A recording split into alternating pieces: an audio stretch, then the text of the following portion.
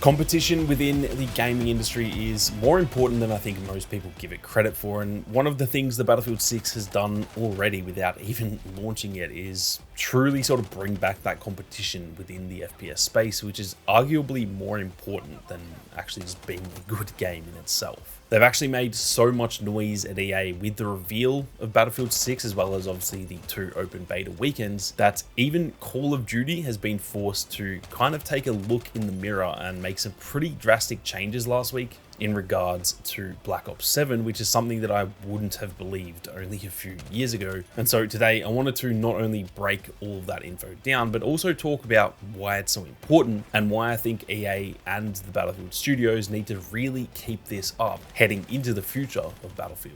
Now, for those who missed it, because obviously all of you guys are probably from the Battlefield community, not so much the Call of Duty community, there was a pretty big update from Call of Duty just last week, and I'll read through what they talked about in their blog post because it's pretty damn interesting. They start off their blog post here saying, "First off, thank you. Call of Duty has always been fueled by the community. Every match, every clip, every bit of feedback, you've shaped this franchise right alongside us. We know that there's been a lot of conversation recently about the identity of Call of Duty. Some of you have said we've drifted from what made Call of Duty unique in the first place: immersive, intense, visceral, and in many ways grounded. That feedback hits home and we take it seriously. We hear you." Throughout development, Treyarch and Raven's North Star has been to deliver a spiritual successor to Black Ops 2 while taking some big swings. You'll see it across Black Ops 7's multiplayer, zombies, co-op campaign, and even Dead Ops Arcade 4. Over the years, we've had a variety of games and experiences that fans have enjoyed, from the Modern Warfare series to the Black Ops series and beyond. Today, we wanted to share with you some of the ways that we're approaching things with Black Ops 7. Now, getting into essentially the main talking point of this entire video, this right here is easily the most important and most interesting part about this blog post. They've said operator skins, and weapons from Black Ops 6 will no longer carry forward into Black Ops 7. Black Ops 7 needs to feel authentic to Call of Duty and its setting. That is why Black Ops 6 operator and weapon content will not carry forward to Black Ops 7. Double XP tokens and gobblegums will still carry forward because we recognize your time and progression are important. This change only applies to Black Ops 7. Call of Duty Warzone is not affected, and all of your Black Ops 6 content stays usable there. So that is a pretty huge change there from Call of Duty. The fact that they are removing pretty much all of the Black Ops 6 skins and all of that stuff from Black Ops 7. How it works for those who don't play Call of Duty is that a lot of them will carry their cosmetics and stuff forward into the next game. However, I'm sure you guys have probably seen over the last few months, it's kind of been getting a little bit too wacky in Call of Duty. They've had stuff from like American Dad to freaking Beavis and Butthead. Literally, those characters are in Call of Duty right now. There's also like the Ninja Turtles and shit. It's just kind of gone a little bit too far. Not that it's a recent thing. They've had like Nicki Minaj in the game for like years now. So this isn't necessarily a recent thing, but it's definitely gotten worse recently. And they are now pretty much coming out and saying, we sort of hear that you guys don't like that, and we're now going to kind of remove that stuff from Black Ops 7 to make it feel a bit more authentic and a little bit more grounded. Now, one last thing to touch on from this blog post as well is that they've talked about the anti-cheat, and they've said here that starting November 14th, PC players will need to enable secure boot on PC, giving us stronger tools to block cheats at the system level. Now, that is very, very interesting because to me, one of the first games that I've seen mention secure boot is Battlefield 6. And what do you know, only like less than a month later after them talking about that, now Call of Duty is following suit and doing the exact same thing. So it is very rare to see this sort of thing where Battlefield has actually genuinely made an impact, not only with how sort of grounded and realistic the beta felt, where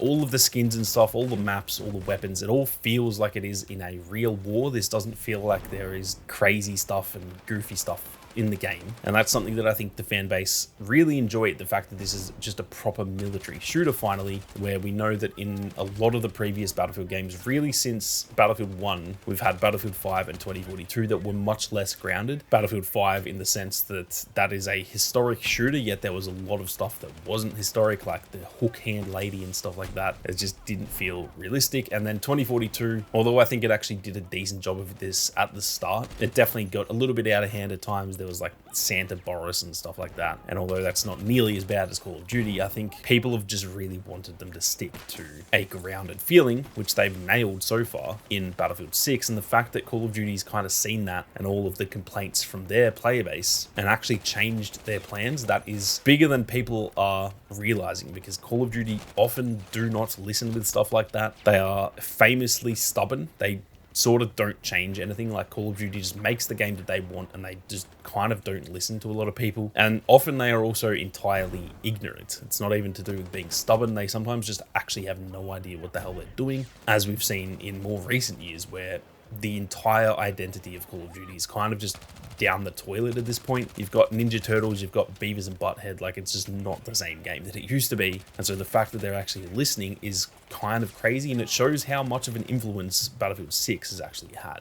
Ironically too, I remember not that long ago, Tom Henderson said, I think it was about like a month ago now, that many within the companies that work under Activision, so Infinity Ward, Treyarch, those companies, many people within those companies think that Activision believe Call of Duty is too big to fail. That has essentially been said on the record. And yet now, after all this Battlefield 6 stuff, they're actually listening to their community for the first time in years. So it shows that Battlefield 6 has definitely made some noise within the industry, and that is something that I'm really excited about, because like I said, the competition side of it alone, let alone we're getting a good Battlefield game finally, but just the competition element to it is something that I think is really kind of going unnoticed for most people. Now, the point of this video isn't to have like a pissing contest between Battlefield and Call of Duty, where I'm sort of saying, oh, Battlefield's doing it really well and Call of Duty has had to go back on their word, so like, take that, Call of Duty, you guys suck. That's not the point of this video. As much as I'm very critical of Call of Duty, it's a franchise that I've loved since I was a kid, and I was actually a Call of Duty guy before I was a Battlefield guy,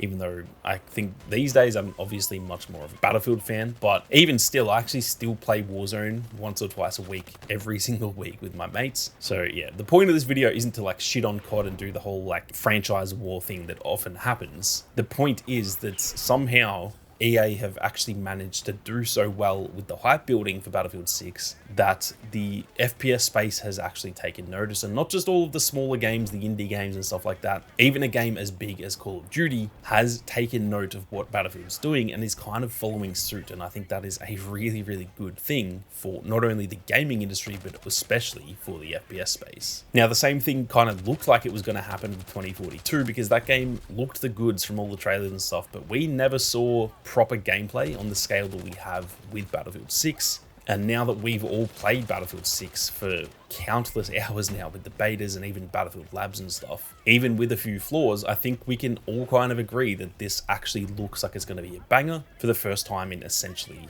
a decade. And I think this has shown a lot of different dev studios out there within the FPS space that's actually listening to your community, taking on feedback and implementing it can drastically change the fortune of your game, which shouldn't be that hard of a concept for them to understand. I'm actually shocked it's taken this freaking long for these companies to understand that. If you just listen to your community and make the game that they want, they will enjoy it. It's not that hard of a concept, but apparently it is, because it's taken a decade for Battlefield, and it's pretty much been a decade for Call of Duty at this point as well. But my hope is that now that a company as big as Activision are doing this with Call of Duty, that is going to sort of force every single studio out there to do the same, because realistically with Call of Duty, they're so big that most other studios do sort of follow their trends. Call of Duty, as much as some people hate to say it, they are the trendsetters. They are the biggest name in gaming, essentially, outside of maybe GTA and Fortnite. And so if they start doing this where they go, okay,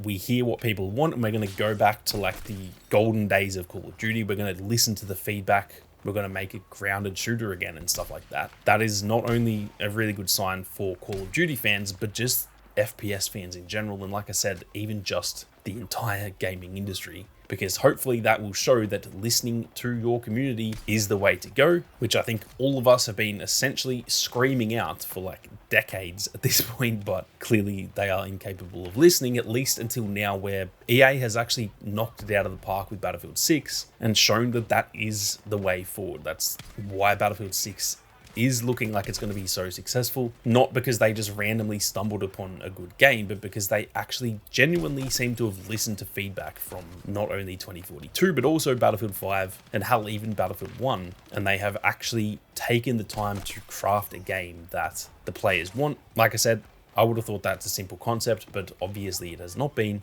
And yet as soon as they've done it, it's actually made so much noise that Call of Duty are essentially following suit. So that is just something that I thought was really interesting. The fact that finally Battlefield is back to the point where it is genuine competition for Call of Duty, in my opinion. It's not going to outsell the next COD. That's just simply not going to happen. These games, in terms of size and stature, are just not on the same level, but it has made enough of an impact that it is hopefully going to change Call of Duty. And then that also puts the competition back on EA, where they see Call of Duty, their main competitor, making these changes as well. And now it's actually back on Battlefield to continue doing this stuff and try and outdo Call of Duty again. And that is where competition breeds excellence. That's just going to help not only Battlefield and Call of Duty, it's going to help every game in the FPS space. And like I said, hopefully every game in the entire gaming industry, to where gaming might start to actually heal, because obviously the last 5 to 10 years in the gaming industry has been pretty volatile, and